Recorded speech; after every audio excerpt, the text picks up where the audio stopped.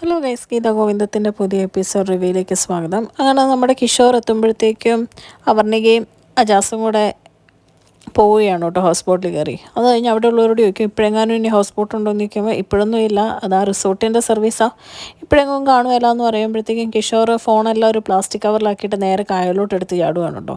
മനസ്സിൽ പറയണോ അങ്ങനെ ഇനി അവനെ വിട്ടാൽ ശരിയാവുകയുള്ളൂ എന്നും പറഞ്ഞാണ് ചാടുന്നത്.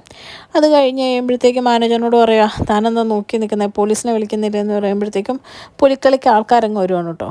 അപ്പോഴത്തേക്കും ചോദിക്കും ഇതെന്താ ഇപ്പോൾ പുലിക്കളി വിനോദി വയ്ക്കുക, ഓണ സീസണൊന്നും അല്ലോ എന്ന് പറയുമ്പോഴേക്കും മാനേജർ പറയുന്നുണ്ട് അതിവിടെ ഗസ്റ്റിനെ എൻ്റർടൈൻ ചെയ്യാൻ വേണ്ടി ഇങ്ങനെ ഓരോ പരിപാടികൾ ഇടയ്ക്കിടയ്ക്ക് നടത്താറുണ്ടെന്ന് പറയുമ്പം നമ്മുടെ വരുൺ പറയും തലക്കടിച്ചുള്ള പരിപാടിയല്ലേ എന്ന് ചോദിക്കുമ്പോൾ മാനേജർ വന്ന് അകത്തോട്ട് കയറി പോവാണ് കേട്ടോ. ആകെ നാണക്കേടായെന്ന് ഇങ്ങനെ ചിന്തിച്ചുകൊണ്ടിരിക്കുമ്പോൾ രാധികാമ്മയും പ്രിയയും രേഖയൊക്കെ കൂടെ വരുവാണ്. അവരോട് പറയുകയാണ് മേഡം ഒരു പുലിക്കളിയുണ്ട്, നിങ്ങൾക്ക് ഒരു റിലാക്സേഷൻ ആവുമല്ലോ എന്ന് ഓർത്ത് വിളിച്ചുകൊണ്ട് പോകുന്നതെന്ന് പറയുന്നത്. അങ്ങനെ പുലിക്കളിയൊക്കെ ഭയങ്കര സൂപ്പറായിട്ട് നടക്കുവാണ് കേട്ടോ. എല്ലാവരും അത് ആസ്വദിക്കുന്നൊക്കെയുണ്ട്. ആ സമയത്ത് ആ പുലിക്കളിക്ക് വേഷം ഇട്ട് വന്നിരിക്കുന്ന അജാസും അപർണികയാണ്. അപ്പോൾ അവർ പറയുകയാണ് ഇവിടെ നിന്ന് പയ്യെ നൈസായിട്ട് മുങ്ങിയിട്ട് പെട്ടെന്ന് ഗീതുവിൻ്റെ ഗോവിന്ദൻ്റെ അടുത്ത് ചെല്ലണ്ടേന്ന് ചോദിക്കുകയാണ്.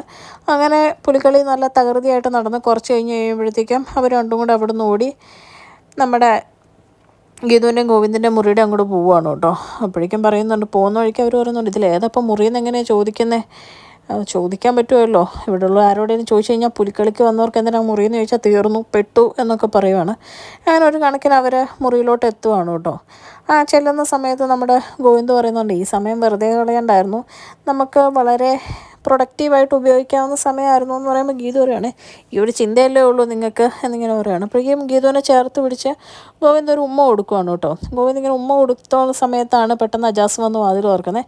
അപ്പോഴേക്കും പെട്ടെന്ന് ഗീതുവും ഗോവിന്ദും ആകെ ചമ്മി പോവാണ് കേട്ടോ. അപ്പോൾ ഗോവിന്ദ് പറയും ഇവളുടെ കണ്ണിലെന്തോ പോയി, ഞാനത് എടുത്തു കൊടുക്കുമായിരുന്നു എന്ന് പറയുമ്പോഴത്തേക്കും പെട്ടെന്ന് അപർണിക അജാസും കൂടെ പറയുകയാണ് അതെടുത്ത് കൊടുത്തോ സാർ, കുഴപ്പമില്ല, എന്നാൽ ഡ്രസ്സ് മാറ് എന്ന് പറഞ്ഞ് അവരിട്ട കോസ്റ്റ്യൂം നേരെ ഗീതുവിനും ഗോവിന്ദനും കൊടുക്കുവാണ് കേട്ടോ. കഴിയുമ്പോൾ കോസ്റ്റ്യൂമൊക്കെ മാറിക്കഴിഞ്ഞ് കഴിയുമ്പോൾ പറയുകയാണ് നിങ്ങൾ ഇവിടുന്ന് പൊക്കോ, പെട്ടി സാധനങ്ങളൊക്കെ ആയിട്ട് ഞങ്ങൾ പയ്യെ വന്നേക്കാമെന്ന് അജാസൊക്കെ പറയുവാണ്. അത് കഴിയുമ്പോൾ ഗീതവും ഗോവിന്ദും മുറിയുന്ന പുലിക്കളിയുടെ ഡ്രസ്സൊക്കെ ഇട്ട് അവിടെ നിന്ന് ഇറങ്ങുവാണ് കേട്ടോ. ഇറങ്ങുന്ന സമയത്ത് കിഷോർ നീന്തിക്കരയിലെത്തിക്കഴിഞ്ഞപ്പം ഇങ്ങനെ ഇവരെ കാണുവാണ് ഈ ഡ്രസ്സിട്ട് പോകുമ്പോൾ.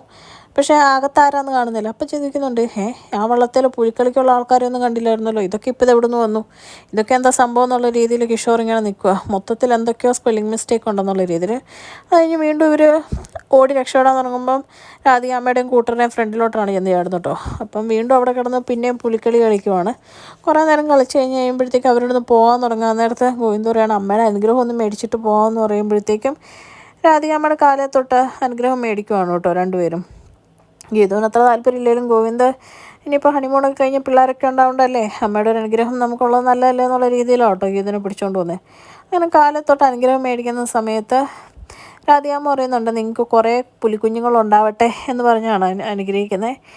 ആ സമയത്ത് നമ്മുടെ ഗോവിന്ദ് അറിയാതെ പറഞ്ഞു പോവാണ് താങ്ക് യു രാധികാമ്മയെന്ന്. അപ്പോൾ പെട്ടെന്ന് നമ്മുടെ കാഞ്ചന പറയാം ഇവർക്ക് എങ്ങനെ രാധികമാമ്മിയുടെ പേരറിയാം എന്ന് പറയുമ്പോഴേക്കും രാധികയും പെട്ടെന്ന് പറയുകയാണ് അത് നേരമാണല്ലോ, നിങ്ങൾക്ക് എങ്ങനെ എൻ്റെ പേരറിയാവുന്നതെന്ന് ചോദിക്കും. മാനേജർ പറയാം ഇവിടെ വരുന്ന ഗസ്റ്റിൻ്റെയൊക്കെ പേര് ഞാൻ പറഞ്ഞു പഠിപ്പിച്ചായിരുന്നു എന്ന് പറഞ്ഞ് അവരെ ഹെൽപ്പ് ചെയ്യണം കേട്ടോ.